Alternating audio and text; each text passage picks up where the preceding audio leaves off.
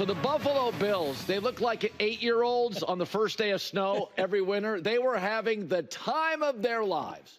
And so I think what you were watching last night as the Bills hammered the 49ers 35-10 is the champion that never was San Francisco and the potential champion that should be Buffalo. And the reason Buffalo should win a ring or three, Josh Allen ran for a touchdown, threw for a touchdown, caught a touchdown, nothing he can't do.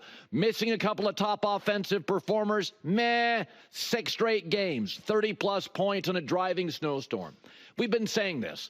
When you get Superman, you don't want to overuse him. And for years, they didn't have a home run hitter at running back. Now they do. They had drama at wide receiver. Now they don't. They add Kincaid, Dalton Kincaid, a great tight end. They've always had a great left tackle. They've rebuilt their offensive line. This is the best version of Buffalo, and I believe in the AFC, they've sort of separated. Baltimore, the defense, special teams, reliability. Joe Burrow has the worst defense in the last decade. Kansas City's flawed. The Chargers are not dynamic enough. And the Steelers, I like them. I was wrong on the Steelers, but I don't think their ceiling is Buffalo. They are built. The Bills are just, they had a ball last night.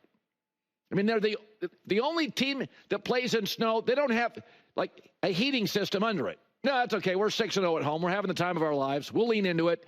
They are built for January and February football. You watch Miami go to chilly Green Bay. They're like, can we get back on the flight home? Even the uniforms, Dolphins in Green Bay, it doesn't work. Buffalo's built for this stuff. You look at the dynasties of the NFL, they've been Green Bay, right? They've been, they're Kansas City. It's New England. It's the Baltimores. It's the Steelers. Cold weather, January, February, in a sport mostly played outdoors. Buffalo's got all the elements. A strong arm quarterback. Don't have one of those in Miami. The ball can get through this. A strong run game, sometimes windy. You got to just hand it off. Good old line. Tough defensive culture. Snow games generally don't do it for me, except if it's the Bills. You know, it's Elvis in Vegas. It just works. You know, it just works. And Josh Allen is your set of all-weather tires. I mean, and then you're watching them have the time of their lives. On the other side, it's San Francisco. I said a week ago, it's time to tear this puppy down. People push back. That's not true. We're close. No, you're not. Christian McCaffrey hurt again. Fred Warner hurt. Trent Allen, Bosa didn't play. Folks, put up the signs. Liquidation sale. Get draft picks. The sooner San Francisco admits this puppy's over, the better. Reinforcements are not coming. Stop drafting wide receivers. Get Kyle Shanahan away from the personnel department. It ruined Bill Belichick and Bill O'Brien. And among other things, John Gruden didn't help Pete Carroll. Get Shanahan away from personnel. Go back to being a strong, forceful team, run first. Brock Purdy's not a guy you can rely on in January and February if he's got to play in cold weather or against, you know, he's not a Joe Burrow. He's not a Mahomes. He's not I don't think he's a Jalen Hurts in terms of playmaking. That's not what he is. He doesn't throw it as well as Goff or move as well as Jalen Hurts in the NFC or Jordan Love. So San Francisco, the sooner they can come to terms with it, the better. But what you were watching last night is the champion that never was, San Francisco. And they're going to struggle letting go of this puppy. It's over. Reinforcements aren't coming. Tear it down to the studs. And on the other side, you saw a Bills team once again dominate the AFC East. They're going to win this division as long as Josh Allen is in his prime, which is 5 more years, just like Brady did. A lot of sports, when it comes to team sports, is taking advantage of these tiny windows. Kansas City's flawed. Baltimore and Cincinnati defense, not up to stuff. And you start looking at Pittsburgh's ceiling. This is the year for Buffalo. They're mostly healthy. They could get the #1 seed. They've got a superstar quarterback, good front office, no chaos in coaching, and they've had a little bit of that in the coordinator head coaching space. This feels like the year for the Bills. I want to talk about this next. The Steelers beat the Bengals 44-38. So for years and years, I defended Russell Wilson. I think everybody liked him. Let Russ cook. And then it ended poorly. Then he went to Denver. It was a bit of a mess. He and Sean Payton, personalities clashed. He went to Pittsburgh. And my take was, I think the players are going to like Justin Fields more. Young, relatable, athletic.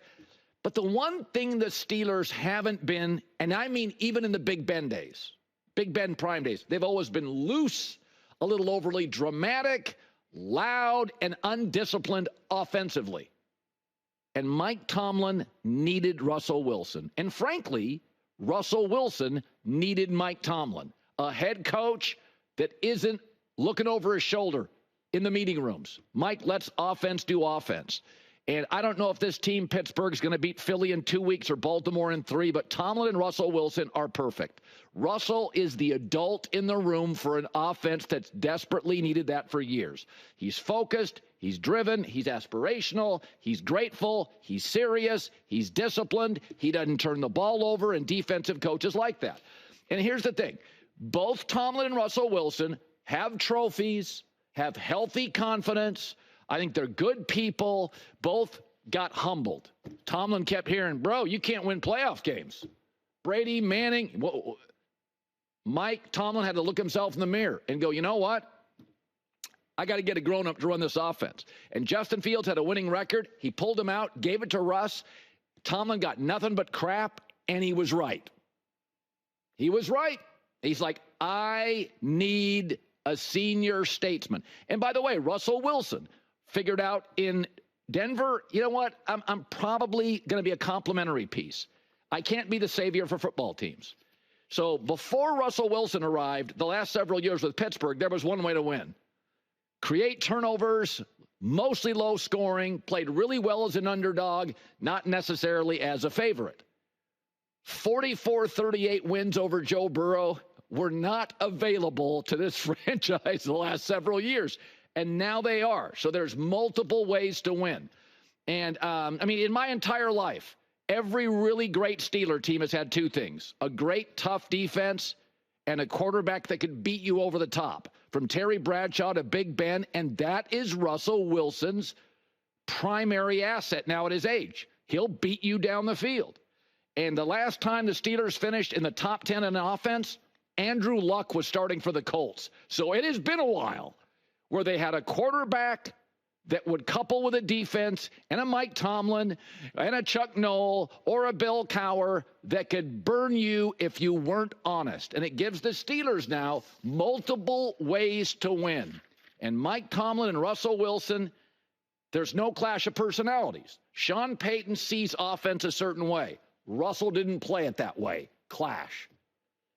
Right? And then Russell saw the world a certain way, and by the end, Pete Carroll didn't. The Tomlin-Russell thing works. I'll tell you, there was a moment after the game. It was one of those in-the-hallway gestures where Tomlin grabbed Russ and gave him a hug, and you could really see the affection. Tomlin understands, and this has been Pittsburgh even during the Big Ben days, is Mike is a very emotional coach. His Steelers are tough, physical, they're emotional, and sometimes with young players, you got to have a grown-up on the offensive side because Mike will monitor the defensive side. But it's always been the offense, and you're a little noisy, you're a little loud, you're a lot buttoned up, and that's what Russ brings. Disciplined, focused, grown-up, grateful, aspirational, driven. That's exactly what they needed, and the fit works. I didn't think it did. I didn't think it would. It does. Hi, everybody. It's me, Uncle Colin. Subscribe here to get the latest from the herd, including exclusive behind-the-scenes videos and more, wherever you may be, however you may be watching. Thanks again for making us part of your day.